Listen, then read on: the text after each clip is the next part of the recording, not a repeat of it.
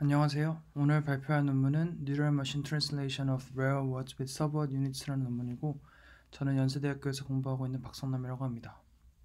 이 논문은 2016년도에 ACL에 액셉된 논문으로 기존의 머신 트랜슬레이션 분야나 대부분의 NLP 태스크에서 발생하는 Out of Vocabulary Problem을 바이트 페어 인코딩이라는 알고리즘을 통해 해결한 논문입니다. 발표 순서는 다음과 같습니다. 먼저 제가 왜 이 논문을 선택했는지부터 말씀드리겠습니다. NLP 분야에서 어떤 센텐스를 어떻게 토커나이즈 할 것이냐는 매우 중요한 부분입니다.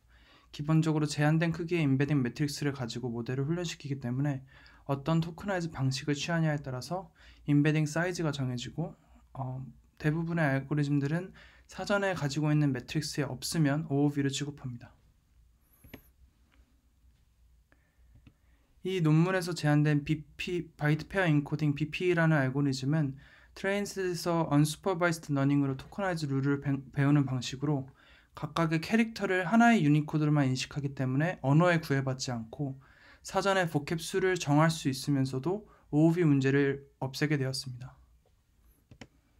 그 이후에 NLP에서 화제가 된 트랜스포머 논문이나 엘모, 버트, GPT-2 논문까지 모두 텍스트 토커나이징 방식으로 이 알고리즘을 사용하였습니다. 다시 OOV 문제에 대해 설명드리면 대부분의 NLP 문제는 고정된 개수의 토큰들에 대해서 인베딩 매트리스를 가지고 있다가 인풋 시퀀스가 들어오면 그 시퀀스를 토커나이즈 한 다음 인베딩 매트리스에 있는 토큰들은 인베딩 매트릭스에서 룩업해서 가져오고 없으면 이제 unknown 토큰으로 취하여 가져오게 됩니다. 여기서 빨간색 파인애플이 그 예라고 볼 수 있습니다. 그렇게 되면은 사전에 인베딩 매트릭스에 없었던 단어나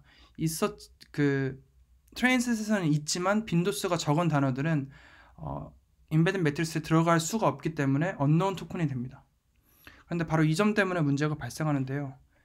머신 트랜슬레이션은 기본적으로 등장하는 단어의 종류가 무한하기 때문입니다. 숫자나 이름, 지역명의 등을 예로 들면 나올 수 있는 단어의 수는 무한하게 됩니다. 또한 머신 트랜슬레이션 분야뿐만 아니라 최근 트렌드인 멀티태스크 러닝이나 텍스트 제너레이션 분야 또한 하나의 모델이 다양한 도메인의 단어를 커버해야 되기 때문에 이처럼 고정된 개수의 토큰으로는 한계가 있습니다. 이를 하려는 시도는 크게 두 가지 방향으로 진행되었는데요.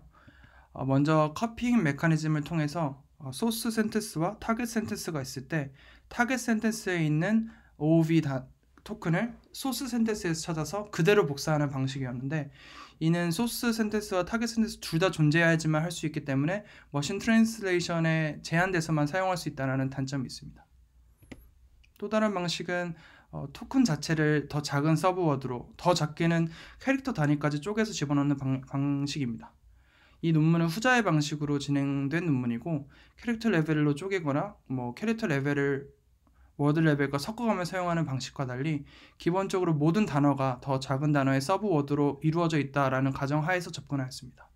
이때 단어 내에서 서브워드를 찾는 방식으로 제안된 게 이제 바이트 페어 인코딩입니다.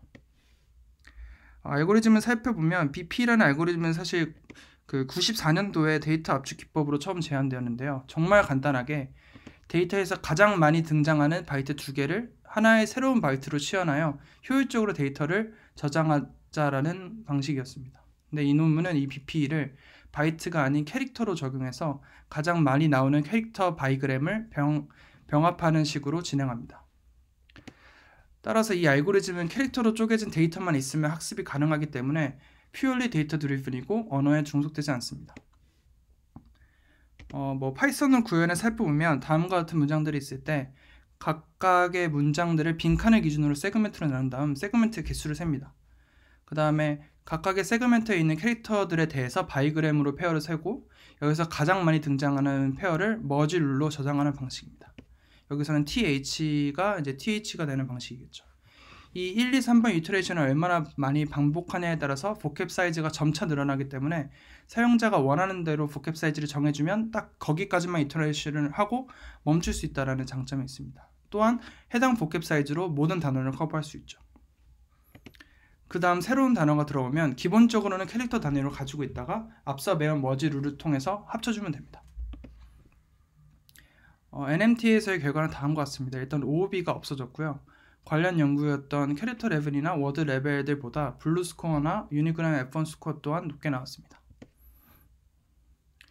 그 이후에 이제 구글이 사용한 모델은 이 BP를 기반으로 한 워드피스 모델과 센텐스 피스인데요. 짧게 설명드리면 워드피스는 기존 BP가 빈칸으로 세그멘트를 쪼갰었는데 이 빈칸 방식이 아닌 프리 세그멘테이션을 하고 거기에다가 BP를 적용하는 방식입니다. 그 다음 센텐스 피스는 BP를 하는 방식까지는 거의 유사한데 이제 머지 룰을 순차적으로 프리퀀시 기반으로 적용을 했었잖아요. 근데 이 프리퀀시 기반으로 순차적으로 적용하는 것이 아니라 하나의 단어가 있을 때 나올 수 있는 모든 서브워드의 조합을 찾은 후에 각각의 조합에 대해서 서브워드의 등장 확률을 곱해주면 각각의 조합에 따른 코어 어큐런스 확률이 나오는데 이 코어 어큐런스 확률이 가장 높은 서브워드 조합으로 토크나이즈하는 방식입니다.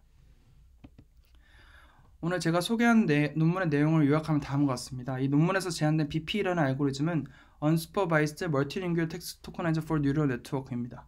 학습 데이터에서 캐릭터의 바이그램의 빈도수를 기반으로 학습을 할 수 있고 캐릭터들을 하나의 유니코드로만 인식하기 때문에 언어에 종속되지 않으면서 OOV 문제를 해결하고 사전에 정의 내린 보캡 사이즈로만 모든 단어들을 커버할 수 있는 토크나이저를 제안한 논문이라고 할 수 있습니다.